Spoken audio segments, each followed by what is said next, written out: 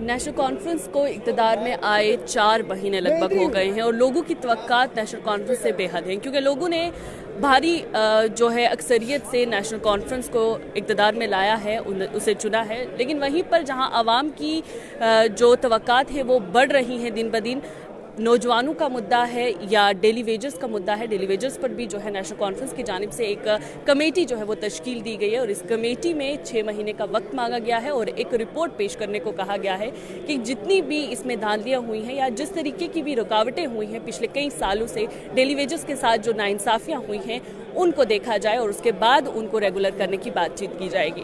मेरे साथ इस वक्त MLA बारामूला जावेद बेग मौजूद हैं। बहुत शुक्रिया TSL के साथ जुड़ने के लिए। जावेद साहब, जानना चाहूँगी कि हालांकि आपकी हुकूमत को या आपकी सरकार को बने हुए महज 4 महीने हुए हैं, तो ऐसे में जो तवक्कात हैं डेली वेजेस के ख़ास तौर पर उन्होंने जो जम्मू के अंदर या हम पूरे जम्मू कश्मीर की बात करें मुख्तलिफ हिस्सों में जम्मू कश्मीर के एहतजाज किया है, उनकी तवक्कात आपसे बहुत बढ़ गई हैं। लेकिन वहीं पर डेली वेजेस का ये कहना है कि पिछले कई सालों से हम अपनी जद्दोजहद में लगे हुए हैं, बार बार कमेटीज़ बनाई जा रही हैं और उनका नतीजा कुछ नहीं निकल रहा। क्या कहेंगे? बिल्कुल 100% दुरुस्त कहते हैं वो कि मुझे मालूम है कि अगर डेली वेजर्स को इस सिस्टम में से निकाल दिया जाए तो आपकी स्टेट कोलैप्स कर जाएगी। और ये एक आईनी और कानूनी जिम्मेदारी होती है हुकूमत की कि जब वो किसी से कोई काम ले तो उस काम के इवज़ उसको मुआवजा मिलना चाहिए। आप ऐसा नहीं कर सकते कि आप लोगों से काम लें लेकिन उनको मुआवजा ना दें। न सिर्फ ये कानूनी और आईनी तौर एक इंतहाई गलत फ़ेल है या अमल है, बल्कि ये इंसाफ के तकाज़ों पर और अखलाकियात के तकाज़ों पर भी उतरता नहीं है। इससे ज़्यादा बदकिस्मती किसी रियासत की क्या होगी कि वहाँ एक तबका जो वर्चुअली आपको चलाता हो, रन करता हो, अस्पतालों को रन करता हो, PHE को रन करता हो, पावर को रन करता हो, बाकी सारे जो इंस्टीट्यूशंस हैं उनको रन करता हो, काम करे वो सुबह से लेकर शाम तक और महीने के बाद उसको तनख्वाह ना मिले और उनको तनख्वाह मिले जो कुर्सियों पर बैठे रहते हैं और जो शायद ही कोई काम करते हों, तो ये इससे बड़ी बदनसीबी किसी कौम की क्या होगी। अब ये कमेटी जो माजी में बनी है, माजी है, इसमें उमर साहब को एक चीज़ इंश्योर करनी है कि जो इनकी एक्सप्लॉयटेशन पास्ट में हो गई है, किस तरह से हम इस चीज़ को यकीन और मुमकिन बनाएं कि फ्यूचर में इनकी एक्सप्लॉयटेशन ना हो। उसके लिए जो कमेटी तश्कील दी है इसकी ज़रूरत इस वजह से पड़ी कि 2019 के जो रीऑर्गेनाइजेशन एक्ट है उसके बाद यहाँ के कानून और SRO सारे कलअदम करार दे दिए गए हैं और वो जो पिछले फैसले थे वो भी उसी के साथ कलअदम करार दिए गए हैं। अब इसमें 3 नुक्ते आप जहन में रखें। नंबर 1, ये कमेटी ये देखेगी, एक्सरसाइज करेगी कि टोटल कितने डेली वेजर्स हैं। 1, 2 कि इनकी फाइनेंशियल इम्प्लीकेशन क्या होगी जब हम इनको परमानेंट करेंगे, क्योंकि इसकी फाइनेंशियल इम्प्लीकेशन होगी। इनको अगेंस्ट पोस्ट हमने ये जॉब प्रोवाइड करनी है, इनकी ग्रेड बंदी क्या होगी, किस तरह से आप इनको परमानेंट करेंगे। किसी ने 15 साल किया है काम, किसी ने 10 साल काम किया है, किस तरह से आप क्या बार लगाएंगे, किस तरह से इनको परमानेंट करेंगे। तीसरा ये है कि जब आप इनको परमानेंट करेंगे, सपोज़ 3000 करोड़ रुपया इस पर आपका सालाना बजट बनता है। जब ये 3000 करोड़ इसका बजट बनता है, ये 3000 करोड़ रुपया आएगा कहाँ से? तो 3 चीज़ों पे काम करना है। पहला और दूसरा स्टेप कमेटी के लिए आसान होगा। तीसरा स्टेप जो है उसमें हुकूमत को रिसोर्सेज मोबिलाइज करने पड़ेंगे, गवर्नमेंट ऑफ इंडिया के साथ मिल के पूल करने पड़ेंगे, सेविंग्स को इंक्रीज़ करना पड़ेगा, इनकम यहाँ से जो वेल्थ है वेल्थ में इंक्रीज़ होगा, टैक्स में इंक्रीज़ होना चाहिए, ताकि आपके पास ये जो डेली वेजर्स का मामला है इसको एड्रेस करने के लिए अगले यहाँ एक चीज़ समझना चाहूँगी कि बहुत सारे लोग हैं, कुछ तो इस दुनिया से चले गए डेली वेजर्स, कुछ हैं जो रिटायर होने की कागार पे हैं, तो उनके लिए भी कुछ इस कमेटी की जानिब से किया जाएगा जो कमेटी बनाई गई है। अभी जब ये कमेटी बनेगी तो देखते हैं जो उनको कमेटी बनाने के जो रूल्स फ्रेम करेंगे उसमें उनको मैंडेट क्या होगा। जब मैंडेट सामने आएगा तो फिर पता चलेगा कि ये आज से आगे चलेंगे या इसको रिट्रोस्पेक्टिव इफेक्ट दे देंगे। ये उसी सूरत में पता चलेगा जब कमेटी बनेगी। जब तक कमेटी नहीं बनती तब तक कुछ नहीं कहा जा सकता। अच्छा बेग साहब, एक और चीज़ देखेंगे कि मिनिस्ट्री ऑफ होम अफेयर्स ने 2 ऑर्गेनाइजेशंस को कश्मीर के अंदर जो चल रही थी उनको बैन किया है। ऐसे में PDP पर भी इल्ज़ामात लग रहे हैं कि हुर्रियत की वजह से या बाकी जो कलअदम तंजीमें हैं उनकी वजह से PDP की फाउंडेशन हुई थी। PDP जो है वजूद में आई थी। तो आप क्या कहेंगे, किस तरीके से मिनिस्ट्री ऑफ होम अफेयर्स का ये कदम जो लिया गया है, कदम ये जो तंजीमें करार दी गई हैं इनको बैन करने का? देखिए, हम गवर्नमेंट ऑफ इंडिया से, अपने होम मिनिस्टर साहब से, अपने प्राइम मिनिस्टर साहब से ये गुजारिश करना चाहते हैं कि जम्मू और कश्मीर में हालात बदल चुके हैं। इसमें सिक्योरिटी फोर्सेस ने बहुत कुर्बानियाँ दी हैं, जम्मू कश्मीर के लोगों ने भी कुर्बानियाँ दी। और अगर मैं ये कहूँ कि जम्मू कश्मीर में सेपरेटिस्ट एलिमेंट थे ही नहीं, तो ये बड़ा झूठ होगा। यहाँ सेपरेटिज्म रहा है, उसकी सोच रही है, उसकी पनपने की अपनी वजूहात रही है, लेकिन उस सब के बावजूद मुल्क के ख़िलाफ़ जो जंग छेड़ी गई उसमें जम्मू कश्मीर का नुकसान हुआ है, मुल्क का भी नुकसान हुआ है। अब जो जम्मू कश्मीर में अमन है, इसको कंसोलिडेट करने की ज़रूरत है। आपने अचीव अमन किया है, इसको कंसोलिडेट करने की ज़रूरत है। और कश्मीर के अंदर, जम्मू के अंदर बहुत सारे ऐसे लोग और ऑर्गेनाइजेशंस हैं जो मेन स्ट्रीम होना चाहती हैं, जो हिंदुस्तान के आइन के दायरे के अंदर रहकर काम करना चाहते हैं। तो ऐसे लोग जो मुल्क के आइन को तस्लीम करना चाहते हैं, इसके अंदर आकर काम करना चाहते हैं, मुल्क के लिए उसकी खूबसूरती में इजाफ़ा करना चाहते हैं, तो मुल्क को भी अपने उस इख्तियार का इस्तेमाल करना चाहिए जो सज़ा देने के साथ माफ़ करने का भी रखता है। तो अगर अपने मुल्क के अदारे और अपने प्राइम मिनिस्टर साहब और अपने होम मिनिस्टर साहब अपने लोगों की ख़ताओं को माफ़ नहीं करेंगे तो कौन करेगा? बाहर से कोई आएगा? तो हम अपने मुल्क के अदारों से दरख्वास्त करते हैं कि अपने लोगों को माफ़ करें, या आपके अपने बच्चे हैं, आपके साथी हैं, इनको मेन स्ट्रीम होने दें। ये मुल्क की तामीर, तरक्की, सालमियत के लिए काम करेंगे। आप बाहर के मामलात पे फोकस करेंगे, अंदर के मामलात में हम सब कंट्रीब्यूट करेंगे। जब आप उन लोगों को, उस कॉन्स्टिट्यूंसी को टोटल आप इसकी मजम्मत करते हैं या हक में? बात मजम्मत, और दुनिया में आपके सामने हर सवाल का येस और नो में जवाब नहीं होता। येस और नो के बीच में भी एक रास्ता होता है, वो होता है रिक्वेस्ट करने का, कि जहाँ दोनों इख्तियारात हो वहाँ हम ये तवक्का रखते हैं कि आप माफ़ करने के इख्तियार को इस्तेमाल करें, उसी में आपकी अज़मत है। अच्छा, आपके मैनिफेस्टो पे चलते हैं जो इलेक्शन से पहले आपने किया, और उसके बाद आपने कहा कि हमने वो वादा पूरा कर दिया है, चाहे हम साल के 12 सिलेंडर की बात करें या 200 बिजली जो है वो 200 यूनिट बिजली मुफ्त की।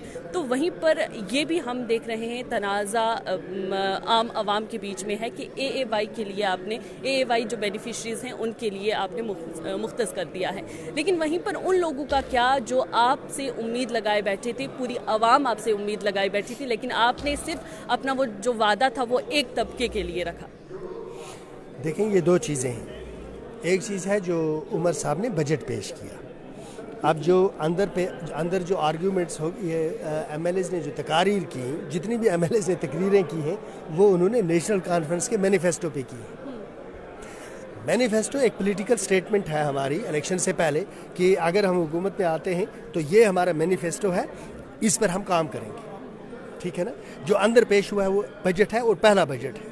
पहले बजट में जो हमारे पास ताकत थी, जो हमारे पास कुल आमदनी है, चाहे वो किस किस मद में जमा हो रही है, उसको आप अलग छोड़ें, उसको किस तरह से प्रायोरिटाइज़ किया जा सकता है, और प्रायोरिटाइज़ करने के लिए भी कानून बने हुए हैं। उसमें अगर आप इसको शिफ्ट करना चाहें, अपनी प्रायोरिटीज़ के हिसाब से बनाना चाहें, तो आप बना नहीं पाएंगे। बाकी जो तबके हैं उनको भी उम्मीद रखनी चाहिए आपसे। 100% जो ये हमारा मैनिफेस्टो है उसको अचीव करने के लिए वक्त दरकार है। 4 बजट हमारे पीछे हैं।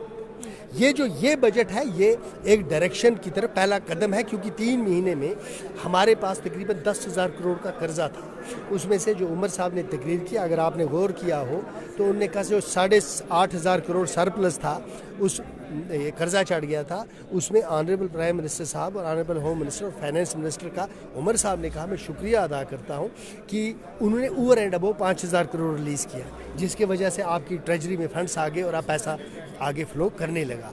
तो आपके पास इस वक्त जो पहला चैलेंज उमर साहब के पास था वो ये था कि जो ये गैप आ गया, आपकी एक्चुअल जो साल के लिए जो एक्चुअल आपके पास किटी है उसमें, और जो आपका एक्सपेंडिचर है एक्सपेक्टेड, उसमें जो एक गैप था, इस गैप को फिल करने के लिए मरकज़ आपके साथ खड़ा हुआ है। उसी पे मैंने अंदर तकरीर भी की। आगे चल के जो हमारे 4 बजट हैं, इसमें ग्रेजुअली हम अपने पॉलिटिकल जो हमने कमिटमेंट्स की हैं उनको अचीव करने की कोशिश करेंगे। آپ دیکھتے یہ ہیں کہ اس میں کتنی کامیابی حاصل ہوتی ہے یہ پتہ چل جائے گا 2 یا 3 بجٹس میں. مفت بجلی کی جب ہم بات کرتے ہیں تو جموں 200 یونٹ مفت بجلی کی جب آپ بات کرتے ہیں تو ہم یہ بھی دیکھتے ہیں کہ بجلی جو ہے جموں کشمیر میں ساری باہر سے ہم خرید کے لاتے ہیں. تو اس میں نیشنل کانفرنس کیا کرنے والی ہے؟ ایک تو آپ سے جب بڑے سوال کیے جاتے ہیں تو نیشنل کانفرنس یہ کہتی ہے کہ ہمارے پاس کچھ پاورز بھی نہیں ہیں. نہیں ایسی بات نہیں. میں آپ کو بتاتا ہوں اس کا ایک حل ہے. اس کا حل یہ ہے کہ اگر گورنمنٹ نے پریارٹی جو اس بار عمر صاحب نے جو پریارٹیز فکس کی ہیں, جب آپ ان میں دیکھیں گے ہیلتھ, ایجوکیشن, پاور, یہ پریارٹیز ہم نے فکس کی ہیں. پاور میں جو ہم کسی جگہ 100 یونٹ دے رہے ہیں نا, ایکچول میں ہم 200 یونٹ دے رہے ہیں, کیونکہ 100 یونٹ وہاں پہنچتے پہنچتے ضائع ہوتا ہے. 200 میں سے 100 یونٹ پہنچتا ہے ٹیل اینڈ پر, اور 100 یونٹ پہلے ہی لاس ہو جاتا ہے. جو اگر ہم اس میں کامیاب ہو جاتے ہیں, یہ جو لاسز ہو رہے ہیں نا پاور سیکٹر میں, تو اس کا مطلب یہ ہے جو ہم سبسڈی دے رہے ہیں پر یونٹ, اس سبسڈی جو ہے وہ وہاں سے ہمارے پاس نکل کے آ جائے گی. ہم نے ایکچول پاور اتنا ہی دینا ہے, فیس کم کر دینی ہے, ہمارا بجٹ خسارہ خود بخود پاور سیکٹر میں کم ہو جائے. ہر چیز دیکھیں, اب ہم کہیں کہ پرائیویٹ ہو گئی ہے, بجلی ہے, پانی بھی آئندہ وقت میں ہم پرائیویٹ دیکھیں گے, تو لوگوں کی دن بدن مشکلات میں اضافہ ہوتا جا رہا ہے. ان سمارٹ میٹرز کے لیے نیشنل کانفرنس کیا کرے؟ یہ اس طرح نہیں ہے. یہ جو پانی کے بارے میں ہے یہ اس طرح نہیں ہے. پہلے تو ابھی پانی کا کوئی ایشو نہیں ہے, لیکن آگے چل کے کبھی ہوگا. جو لوگ گھر میں کنیکشن لیتے ہیں پرائیویٹ, ان کو اس لیے لگانا گورنمنٹ کے پاس ایک تھا یہ کہ ان کو وہ لگائیں گے, وہ اس لیے لگانا چاہتے تھے جو گھر لینا چاہتے ہیں. بعد میں وہ اس نل کو بند نہیں کرتے. آپ کے گھر کے اندر نل چل رہا ہے, وہ کھلا ہے, باقی پوائنٹس پہ پانی چلتا ہے, پبلک کے نہیں چلتا ہے. جو پبلک پوائنٹس ہیں ان کی بات نہیں ہو رہی ہے, یہ ہو رہی تھی جن کے گھروں کو پانی جاتا ہے. وہ کتنا پانی استعمال کر سکتے ہیں, وہ اتنا ہی استعمال کر سکتے ہیں جتنا ان کا ایگریمنٹ ہو. اگر کسی ایک پوائنٹ پر آپ 24 گھنٹے پانی چلتا ہے اور باقی گاؤں پیاسا مر رہا ہے, تو یہ کون سا انصاف ہے؟ لیکن اب گورنمنٹ جو ہے اس نے یہ, ہماری گورنمنٹ نے ابھی اس پر کوئی فیصلہ نہیں کیا ہے, لیکن یہ عام آدمی کے لیے نہیں ہے کہ عام آدمی کو پانی کا 50 لیٹر دیں گے اور کہیں گے پیسہ دے دیں. بجلی میں تو میں نے آپ کو ابھی کہا کہ اس میں جو میٹرڈ ایریا ہوں گے ان میں ریلیف ملے گی. جو ہے آگے بی پی ایل. جی, ایک آخری بات کرتے ہیں. نوجوان آپ سے امید میں ہیں کہ نوجوانوں کے مسائل جو ہیں, بہت سارے ہم نوجوان دیکھتے ہیں جو بے روزگار بیٹھے ہیں, فرسٹریشن میں ہیں, انزائٹی کے شکار ہیں, اور ساتھ میں ہی بہت سارے نوجوان ایسے ہیں جن کی شادیاں نہیں ہو رہی ہیں. اور ہم اگر اس وقت ہم ریٹ دیکھیں شادیوں کا تو وہ بہت کم ہے. تو اس کے لیے نوجوان جو ہیں وہ ہمیشہ یہ سوچتے ہیں کہ اسمبلی کا یہ جو سیشن ہے, بجٹ سیشن ہے, اس میں بھی نوجوانوں کی بات کی جائے گی, لیکن ہم نے دیکھا ہے کہ نوجوان مایوس نظر آ رہے ہیں. نوجوانوں کے لیے ایک جو پلان ہونا چاہیے تھا وہ نہیں. نوجوانوں کے لیے پلان ہے, لیکن ہمارے ہاں ایک کلچر ڈیولپ یہ ہو گیا ہے کہ لوگ یہ سمجھتے ہیں کہ جتنے تعلیم یافتہ نوجوان ہیں ان کو سرکاری نوکری ملے گی. اب سرکاری نوکری کی ایک کیپیسٹی ہوتی ہے, ٹھیک ہے, ہم مانتے ہیں, لیکن ہمارے پاس تو انڈسٹریز بھی نہیں ہے نا کہ ہم پرائیویٹ جابز جو ہیں. اسی میں انسینٹیوز کی بات ہو رہی ہے, اس میں انسینٹیوز کی بات ہو رہی ہے. اور شاید آپ نے میری تقریر نہیں سنی, میں نے اس میں یہ کہا کہ ایک اکنامک کمپیکٹ جب تک نہیں ہوگا. اکنامک کمپیکٹ کہتے ہیں کہ جب کسی جگہ کسی کنفلکٹ کی وجہ سے, میں آپ کو سمجھاتا ہوں, جب کسی جگہ کسی کنفلکٹ کی وجہ سے لوگوں کو نقصان ہو جائے, تو اس صورت میں جو ملک ہوتا ہے وہ اس بچے کے ساتھ کھڑا ہو جاتا ہے, اس ریاست کے ساتھ کھڑا ہو جاتا ہے جس نے یہ لاس برداشت کیا ہو. جموں کشمیر نے پچھلے 75 سال کنفلکٹ کی وجہ سے نقصان اٹھایا ہے, بہت بھاری نقصان اٹھایا ہے. اب اکنامک کمپیکٹ کا تقاضا یہ ہے کہ ملک ہمارے ساتھ کھڑا ہو جائے اور ہمارے نوجوانوں کو ہم نے ٹرین کرے, یہاں ان کو انسینٹیوز دے دے. ایک وینچر فنڈ ہم قائم کریں جس میں ہم انویسٹ کریں, ملک انویسٹ کرے, اور اپنے لوگوں کو انڈسٹریل ڈیولپمنٹ کی طرف لے کے جائیں. اور پھر لوگوں کے اندر بھی ایک کلچر ڈیولپ ہو کہ وہ اپنی بنائی ہوئی چیزوں کو استعمال کریں.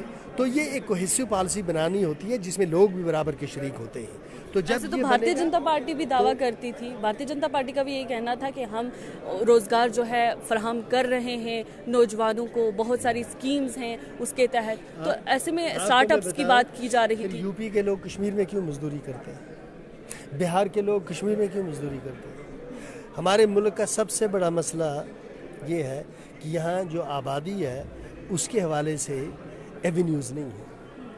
یہاں جس طرح کی تعلیم ہے اس کے حوالے سے ایونیوز نہیں ہیں، اور یہ ایشو صرف حکومت ریلیٹڈ نہیں ہے، یہ ایشوز آپ بھی محسوس کرتی ہوں گی، یہ بھی ہم سب محسوس کرتے ہیں. تو فیوچرسٹک ایک اپروچ کرنی پڑے گی اور لوکل انڈسٹریز کی طرف لوگوں کو جانا پڑے گا، تب جا کر. لاکھوں کی تعداد میں نوجوان ہیں، لاکھوں کی تعداد. آپ سرکاری نوکری سب کو نہیں دے سکتے، لیکن سب کے لیے سٹارٹ اپس بھی نہیں ہیں، تو وہ کیا کریں گے جو بچ جائیں گے؟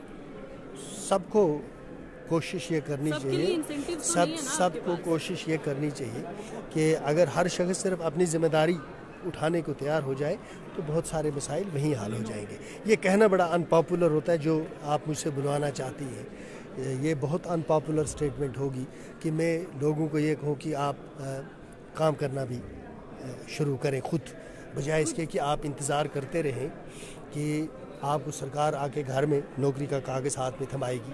اپنے آپ کو کنزیوم تب تک مت ہونے دیں. بہت ساری سنگاپور جب آزاد ہوا ملیشیا سے، سنگاپور کے پاس اپنا پانی بھی نہیں تھا، اور انہوں نے ملیشیا کی منتیں کی کہ ہمیں آزاد مت کرو، ہم آپ کا حصہ رہنا چاہتے ہیں کیونکہ ہمارے پاس جموں کشمیر کے نوجوانوں کی وہ بھی وہاں بھی جوان تھے، لیکن وہاں سب قوم اکٹھی ہوگی. انہوں نے کہا اب ہم نے سر نہیں جھکانا، ہم نے اپنے لیے خود کھڑا ہونا ہے، اور جب انہوں نے خود کھڑا ہونے کا فیصلہ کر لیا تو سب کھڑا ہو گئے. کبھی آپ میرے ساتھ فرصت سے بیٹھیں اور میں اگر بتاؤں آپ کو تو لوگ وہ کام کریں، لوگوں کو گھر بیٹھے روزگار ملے گا، لیکن لوگ کرنا بھی نہیں چاہتے. یہاں ہمارا پولٹری کا ایک ہے ایونیو ہے، آپ کے پاس فل سبسڈی ہے، 50% سبسڈی ہے پولٹری پہ.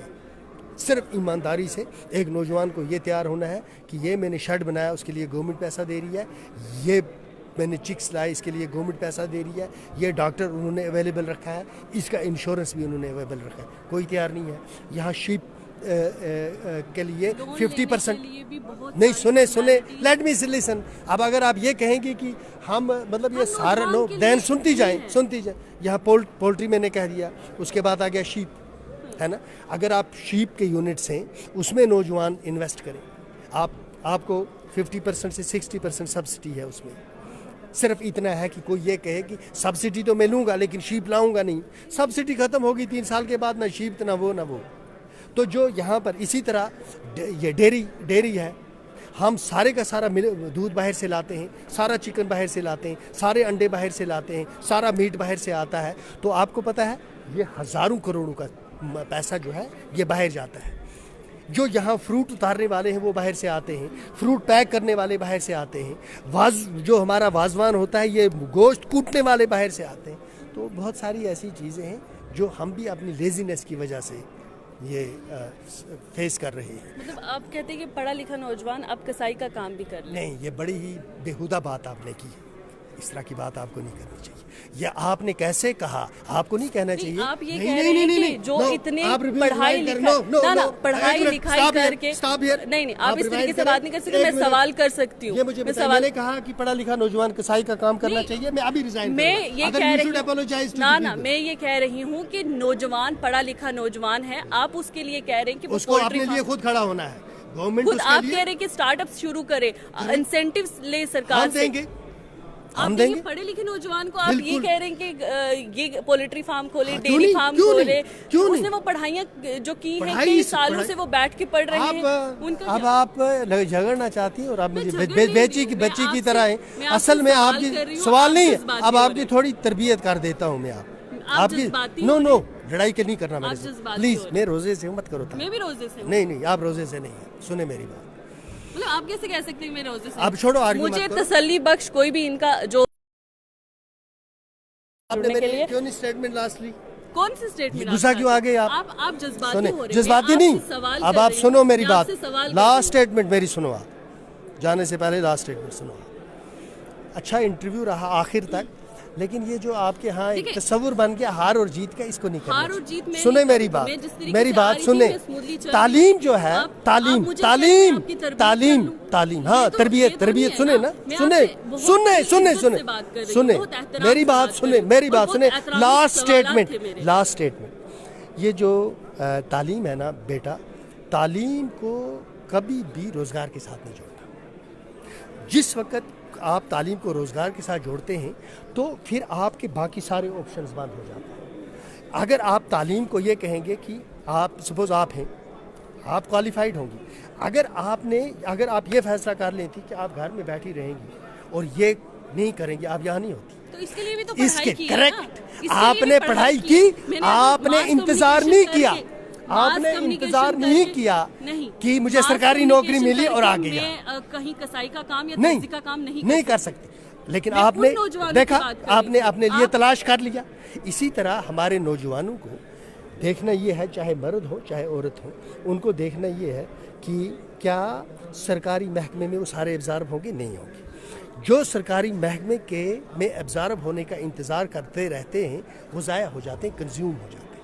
آپ کو اپنے سماج کے اندر دیکھنا ہے آپ کے پاس وسائل کیا ہے, ان وسائل کے اندر آپ اپنے لیے ایک سپیس اس کے لیے شکریہ. وقت کی بہت کمی ہے, اور بھی جرنلسٹ جو ہے آپ کا انتظار کر رہے ہیں. انتظار نہیں کرنا, انتظار کرو گے تو کنزیوم ہو جائے. بھارتیہ جنتا پارٹی بھی سٹارٹ اپس کی بات کرتی تھی اور نیشنل کانفرنس بھی اب ان نوجوانوں کے لیے جو نوجوان کئی عرصے سے پڑھائیاں کر رہے ہیں, کئی عرصے سے اس امید سے ہیں کہ ہم یہ پڑھائی لکھائی کر کے ہمیں سرکاری نوکریاں ملیں گی, ان کو آخر میں جو ہے وہ سٹارٹ اپس کے لیے ہی کنونس کرنے کی کوشش کی جاتی ہے. یہ تھے ہمارے ساتھ جاوید بیگ, MLA بارہمولہ, جن کا آخری جو ہمارا انٹرویو کا آخری جو مرحلہ تھا اس میں تسلی بخش کوئی بھی جواب نوجوانوں کو لے کر نہیں ملا.